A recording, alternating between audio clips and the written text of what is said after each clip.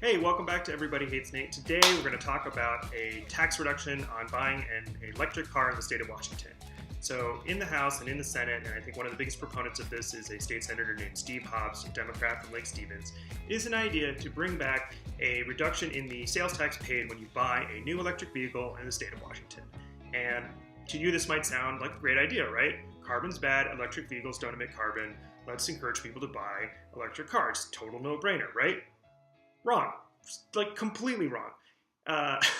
This isn't an attack on electric cars. I do think they're a part of the future. It is a tax on these like tiny little virtue signaling taxes that if we really actually look into what they do, they're not really going to have a big impact on carbon. They might even encourage, although probably not, but really just not have an impact on congestion here in the city of Seattle.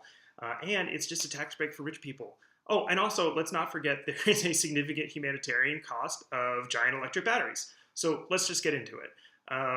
The first, yeah, we need to emit less carbon.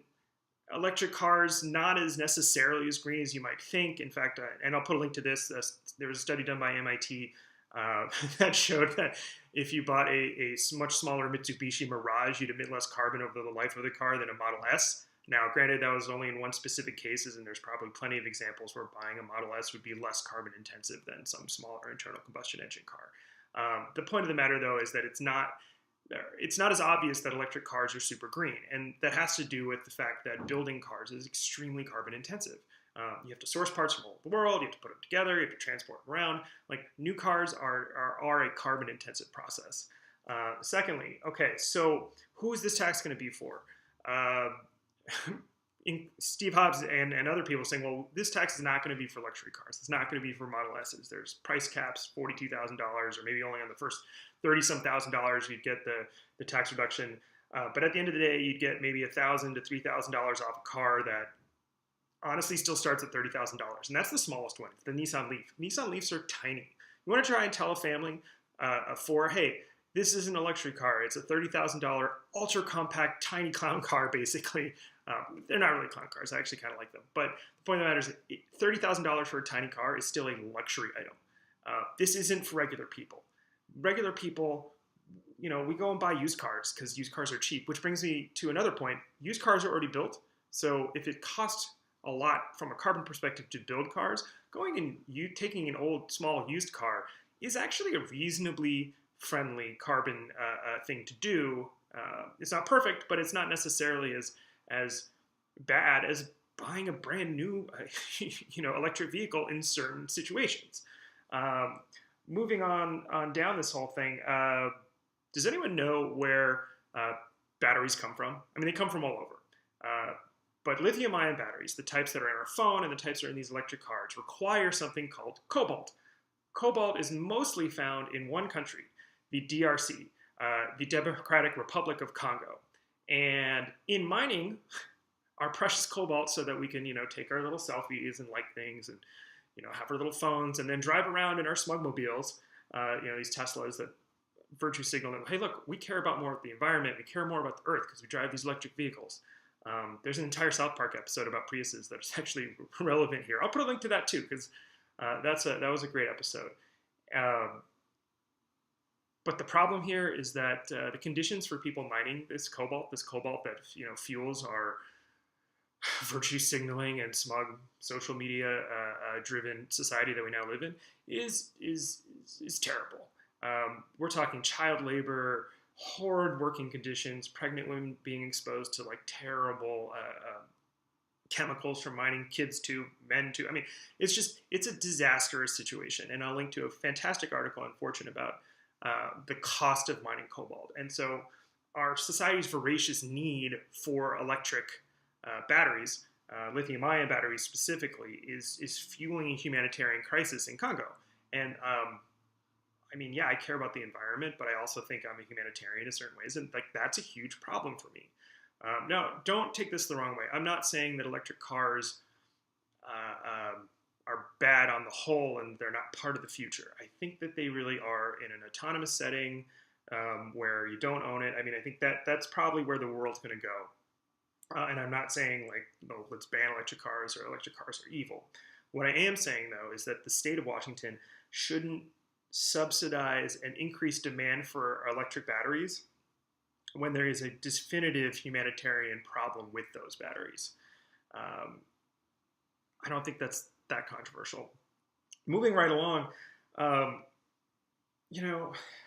yeah, we might emit a tiny bit less carbon if we replaced a certain number of our cars from internal combustion engine cars to electric cars, but like, it's not going to be a big deal. And this $1,000 to $3,000 income or a sales tax reduction on vehicles, like, this is just, I mean, this is like sprinkling fish food into a tank or something. I mean, it's just, it's noise. I mean, I think most of what the politicians are going to get from doing this is a chance to say, look what I did. I passed this tax reduction that encouraged electric vehicle use. And now Washington has more electric vehicles. I'm the environmental messiah.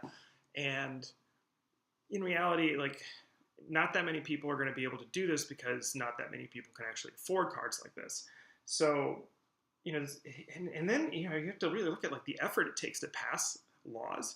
I mean, you have the House, the Senate, the governor, you have to go through committee, there has to be legislative sessions. Like, do you really think we're going to tackle climate change in a meaningful way, let alone here in Washington, but anywhere else, if we rely on these tiny little, virtue signaling tax breaks or slight nudges, that have to pass through all these hurdles to become law? No, like, we can't solve the climate problem with something that takes 2 years.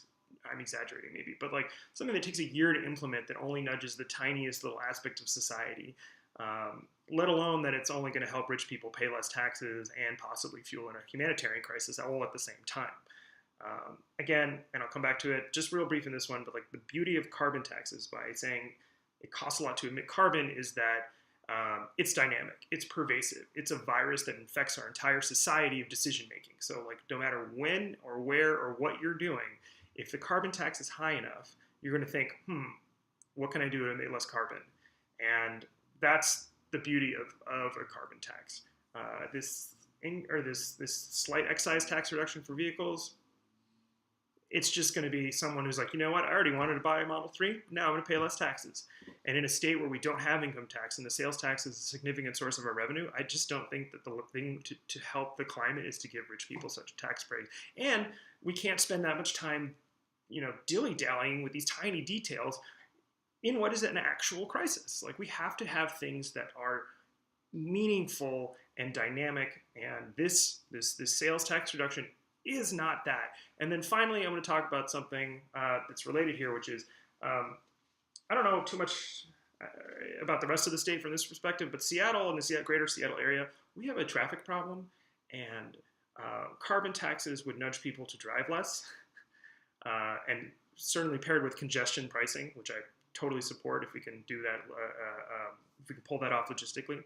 This would nudge people to drive less, use transit more. Like, that's a good thing.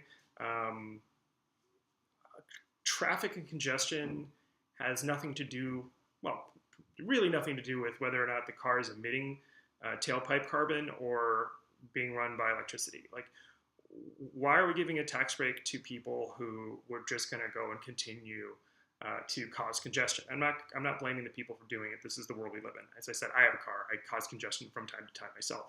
And I think we need to nudge people away from doing that. We need to have a cost of doing that. But what we shouldn't do is subsidize people who are just going to go do something that's already a bad. So just to sum it up, this tiny little excise reduction on electric vehicles isn't going to do much of anything. It's going to give a little bit of a tax break to people who are rich. It's not going to help deal with our congestion problem. It might, help fuel a humanitarian crisis in the Congo. And frankly, it just demonstrates that, like, if this is the milquetoast sort of tiny little steps we can take as a state, like, we're doomed. Like, we're doomed. Like, we're not going to solve anything with such pathetic attempts at virtue signaling versus implementing a comprehensive carbon tax that actually, helps nudge our entire society forward. That's all I got for you today. Thanks for watching. Everybody hates Nate.